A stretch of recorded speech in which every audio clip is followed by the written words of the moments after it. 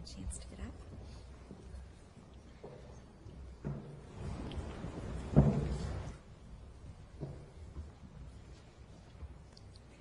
Good morning.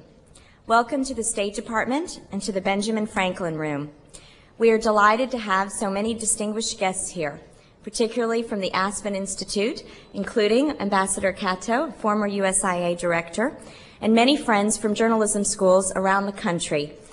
As the Assistant Secretary for Educational and Cultural Affairs, I'm very proud to welcome many of our partners in the exchange community who help us fulfill our mission of mutual dialogue and understanding each and every day. As Undersecretary of State Karen Hughes has said, exchanges are a strategic pillar of our nation's public diplomacy efforts. Our Secretary of State understands this mission very well. Many of you know of her diverse and impressive professional background, but you may not know that Secretary of Rice had a previous tenure at the State Department as an intern in the Educational and Exchanges Cultural Affairs Bureau. As you might imagine, we are very proud to count her as an alumnus. Secretary Rice and President Bush have been dedicated to our nation's exchange programs and have charged Karen and I with reaching out to the private sector to forge partnerships with America's best assets, its private citizens. Today, as we launch this unprecedented private-public partnership, we recognize we would not be here today without those private citizens who answered the call to help with enthusiasm. I want to recognize and sincerely thank them. Lorraine Branham, Director of the School of Journalism at the University of Texas at Austin. Dr. Beth Barnes, Director of the School of Journalism and Telecommunications at the University of Kentucky. Dr. Tom Bowers, Interim Dean, School of Journalism and Mass Communications at University of North Carolina at Chapel Hill. Dr. Albert Timms, Director of the School of Journalism at the University of Minnesota, and Dr. Joe Foote, Interim Dean of the Gaylord College of Journalism and Mass Communications, University of Oklahoma. Finally, I would like to highlight two individuals whose support and vision are a major part of the reason that we are here today. Jeff Cowan, Dean of the Annenberg School for Communications at the University of Southern California, and Walter Isaacson, President and CEO of the Aspen Institute. It is now my great pleasure to introduce a leader who I know will be remembered as one of our nation's most historic diplomats, our Secretary of State, Condoleeza Rice. Thank you very much. Thank you. Thank you. Before I welcome our visitors and talk a little bit about this remarkable program, I'd like to make a brief statement concerning events in Lebanon.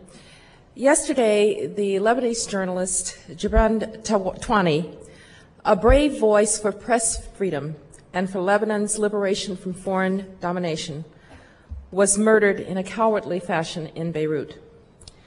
Today, I want to express my condolences to the family and friends of Mr. Tawani and express America's continued support for the democratic aspirations of the Lebanese people.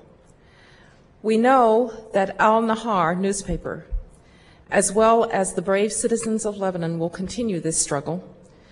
We know that they know that the United States stands clearly and forcefully with the Lebanese people, and that the international community must do so as well. Today, I am pleased to announce the launch of an innovative State Department exchange program for international journalists. I'm particularly honored to be a part of this launch. And as Dina just revealed, I was indeed an intern in Educational and Cultural Affairs in 1977, when many of the people that we all teach were not even alive. In April 2006, the Bureau of Educational and Cultural Affairs and the Aspen Institute and 6 leading American universities will begin working together to promote journalistic excellence around the world. Our Edward R. Murrow Journalism Fellows Program will invite 100 international media professionals to engage with journalists and participate in leading journalism schools here in the United States. Named after the renowned journalist and former director of the United States Information Agency, Edward R. Murrow, this program emphasizes many of the democratic principles that guided Mr. Murrow's practice of his craft: integrity and ethics and courage and social responsibility. We all know that the bedrock pillar of a free society is a free press, and that it is crucial for the foundation of any democracy. Our new journalism program is an innovative public-private partnership led by the State Department's International Visitor Leadership Program and supported by 7 important partners, and they're all represented here today, and I want to thank them very much.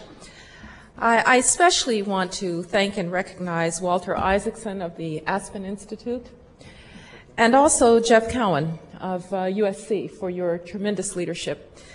I'm tempted at this point to note that here on the stage we have the BCS matchup, the University of Texas and USC, but I think I'll pass on that for now and move back to the program. The universities that are gathered here are going to conduct academic seminars on journalistic principles to be enhanced by opportunities for the international journalists to observe the U.S. press in action. The Aspen Institute will organize an international symposium for journalists, highlighting curriculum and trends that challenge journalists here in this contemporary circumstance and that are facing media here in America and in the world. I want to sincerely thank these leaders for their valuable and generous contributions to this undertaking. We all recognize that public diplomacy is not just the job of government. It is indeed the job of every American. And the Department of State is determined to forge partnerships with our private sector so that Americans of all stripes, all traditions, all ethnic groups, and also all walks of life might be able to help to carry the story of democratic progress and the progress of liberty. We look forward to this excellent program in April, but we especially look forward to working with our partners. Thank you very much, and now I would like to introduce Undersecretary of State Karen Hughes, who will have a few remarks.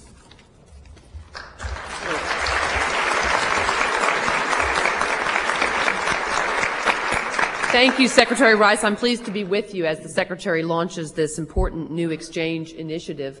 This new program fits into our comprehensive public diplomacy strategy in a number of important ways. As we work to counter myths and misinformation about our country, as we work to better communicate who we are as a nation and a people, it's important to bring journalists here from around the world so they can see for themselves and share more accurate perceptions of America with their audiences. The visiting journalists will have a chance to watch directly how our democratic institutions function. They'll watch how our own free press covers our government and holds government officials accountable. They'll travel to state capitals and small towns to observe American civic life and grassroots involvement in our democracy. They'll meet individual Americans and see for themselves that Americans are hardworking people of many different cultures and backgrounds who value faith and family and are involved in their communities. They will gain a better insight about our country that we hope will be reflected as they go back home and report about us. This new program is also an excellent example of how we're working to make our exchange programs more strategic and focused on those with a wide circle of influence. Obviously, what journalists write or say about America helps to shape the opinions of many people, and we're facing a very different public diplomacy challenge today than we faced during the Cold War. In the Cold War, we were largely trying to get information into largely closed societies where people were hungry for that information. In today's world, we see an information explosion. Much of the information is not true. Much of it is based on myth or misinformation. And so it's very important that we work to make sure that journalists are able to hone their skills. And as they attend seminars and courses at some of our finest American universities, the visiting journalists will have a chance to do just that, to improve and strengthen their professional skills. And I know from personal experience how important that is because, Madam Secretary, in 1977, when you were an intern here at the State Department, I was a journalism student at Southern Methodist University getting a journalism and English degree and later went on to start my career as a reporter. It's very fitting that this program is named for veteran reporter and former USAID Director Edward Murrow. He once said the most important part of public diplomacy is the last 3 feet, that person-to-person contact that occurs, and that this kind of exchange program will allow to happen. This program is also, as the Secretary noted, a great example of a public-private partnership. President Bush, Secretary Rice, members of Congress, and all the numerous groups that wrote reports about public diplomacy all emphasized the need for our government to work closely with the private sector. And I want to commend Assistant Secretary Dina Powell and her colleagues at the Bureau of Educational and Cultural Affairs for taking this to heart and doing some very innovative public-private partnerships. And I'm also very grateful to all our private partners from these